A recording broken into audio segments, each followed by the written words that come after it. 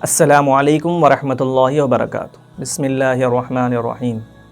محترم ناظرین، عام طور پر ہم نماز، روزہ، زکوٰۃ، حج، صدقہ خیرات یا خدمت خلق اس قسم کے چیزوں کو ہی عبادت سمجھتے ہیں، اور عام طور پر ہمارے بیانات، خطبوں کے ٹاپکس بھی یہی ہوتے ہیں۔ لیکن ایک ایسی چیز ہے، ایک ایسا عمل ہے جو کہ عبادت ہے، بلکہ جو قوموں کی بلکہ ایک عام انسان کی بھی ترقی اور تنزلی میں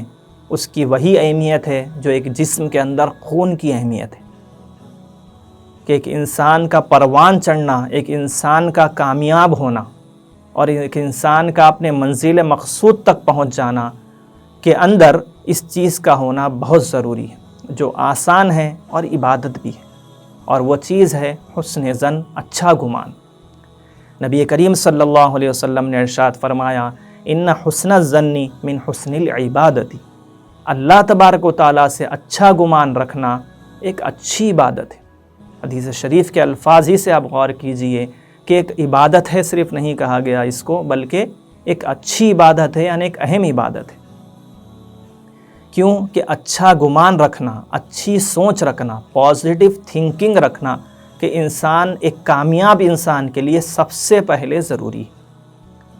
کہ ایک اچھا گمان، اچھے خیالات، اچھے نظریات ہی انسان کو اچھے اعمال کی طرف لے کر جاتے ہیں، کیونکہ یہ افکار اور خیالات ہی اعمال کا روپ اختیار کرتے ہیں، پھر یہی اعمال ایک انسان کو کامیاب بناتے ہیں۔ اسی لیے پھر انسان کے لیے راہیں کھلتی چلی جاتی ہیں، تو اس کو چیز صحیح، ہر آدمی کے سامنے مشکلات آتے ہیں، لیکن جب انسان مثبت سوچ کے ساتھ آگے بڑھتا ہے تو وہ کامیابی کو حاصل کرتا ہے۔ اسی لیے کہا جاتا ہے تھنک پازیٹیو، بی پازیٹیو، کہ مثبت سوچو، مثبت رہو۔ آگے بڑھ کر یہ بھی کہا جاتا ہے think positive, every thing is possible, کہ مثبت سوچو، ہر چیز ممکن ہے، ہو سکتی ہے، دنیاوی معاملات ہوں یا اخروی معاملات ہوں، انسان کے اندر مثبت سوچ کا ہونا بہت ضروری ہے، کہ بندے کی راہ کے سامنے، بندے کے راستے میں جو رکاوٹیں آتی ہیں، ان رکاوٹوں سے انسان ٹھوکر کھا کر وہیں بیٹھ جائے، ایک طریقہ یہ ہے، اور ایک طریقہ یہ ہے کہ اس ٹھوکر کو ہٹائے، اس درد اور تکلیف سے باہر نکلے، اور اس سے باہر نکل کر اس کو اپنے اوپر آنے والے حالات سمجھے اور اس سے ٹکرا کر اور ان کو توڑ کر آگے نکل جائے، تو پھر وہی انسان کامیاب ہو سکتا ہے۔ بچپن میں ہم پڑھتے ہیں جس کو ایمان مفصل بھی کہا جاتا ہے، جس کے آخر میں ہے آمنت باللہ قدر خیرہ و شرہ، اللہ پر ایمان لایا اور یہ چیزوں پر، اور اچھی اور بری تقدیر پر، جو کچھ میرے ساتھ ہو رہا ہے وہ اللہ تبارک و تعالیٰ کی طرف سے ہے، اچھا جو مجھے مل رہا ہے وہ بھی اللہ کی طرف سے ہے، اور جو برا مجھے ساتھ ہو رہا ہے وہ بھی اللہ کی طرف سے۔ یہ سوچ کر انسان آگے بڑھتا جائے گا تو پھر وہ کامیاب ہوتا جائے گا۔ بلکہ چونکہ اللہ تبارک و تعالیٰ کے احسانات، معاملات بہت بڑے ہیں، تو اللہ تبارک و تعالیٰ نے بندوں کے کاموں کو ان کے گمان کے مطابق کر دیا۔ ایک بڑی طویل مشہور حدیث قدسی ہے جس کے الفاظ ہیں، انا عند ظن عبدی بی وانا معه اذا ذکرنی فان ذکرنی فی نفسه ذکرته فی نفسی وان ذکرنی فی ملأ ذکرته فی ملأ خیر منهم وَإِن تَقَرَّبَ إِلَيَّ بِالشِّبْرٍ تَقَرَّبْتُ إِلَيْهِ ذِرَاعًا وَإِن تَقَرَّبَ إِلَيَّ ذِرَاعًا تَقَرَّبْتُ إِلَيْهِ بَاعًا وَإِنْ أَتَانِي يَمْشِي أَتَيْتُهُ هَرْوَلَةً۔ اللہ تبارک و تعالیٰ ارشاد فرماتے ہیں، میں اپنے بندے کے گمان کے مطابق ہوتا ہوں،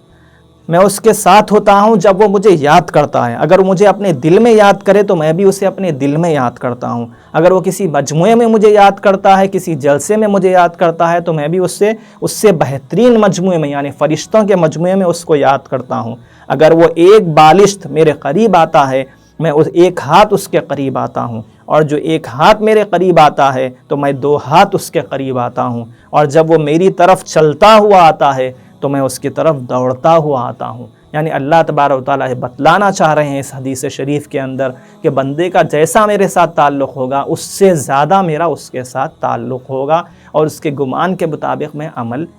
کروں گا۔ لیکن تعلق سب سے پہلے مضبوط ضروری ہے۔ بلکہ ایک روایت کے اندر،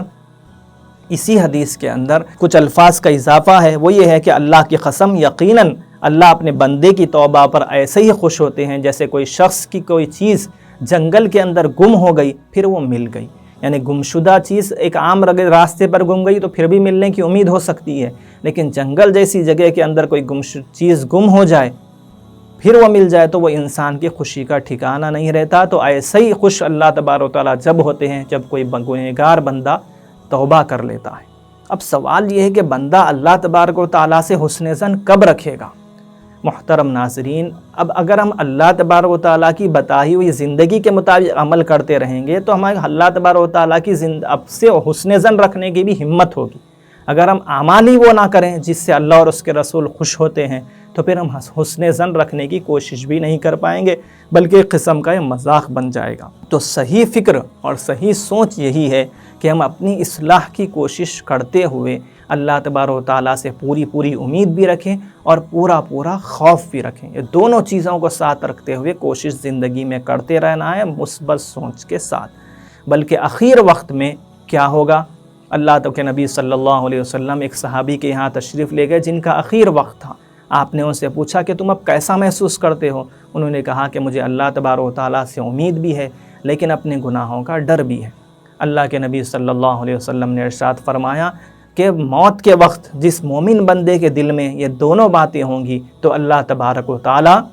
اس کو اس چیز سے امن دے دیں گے جس کا اس کو خوف ہوگا، اور جس چیز کی اس کو امید ہوگی وہ اس کی امید کو پورا کر دیں گے، یعنی اس کی مغفرت کر دیں گے اور جہنم سے اس کو بچا لیں گے۔ بلکہ ایک روایت میں یہ بھی ہے کہ آپ صلی اللہ علیہ وسلم نے ارشاد فرمایا، بلکہ حکم فرمایا کہ موت کے وقت تمہیں حسن ظن غالب ہونا چاہیے، اللہ تبارک و تعالیٰ سے امید زیادہ ہونا چاہیے۔ اللہ تبارک و تعالیٰ ہمیں صحیح سوچ کے ساتھ اپنی زندگی میں آنے والی مشکلات کو ٹھوکر مار کر ان کا مقابلہ کر کے ان کو شکست دے کر آگے بڑھنے کی طاقت و قوت عطا فرمائے، آمین۔ جزاکم اللہ خیرا۔ اخیر میں درخواست یہ ہے کہ ویڈیو کو لائک کریں، شیئر کریں اور ہمارے چینل زاد مسلم کو سبسکرائب کریں۔ کسی اور ٹاپک پر کوئی اور ویڈیو بننی چاہیے تو کمنٹ سیکشن میں کمنٹس کر کے ضرور بتلائیں۔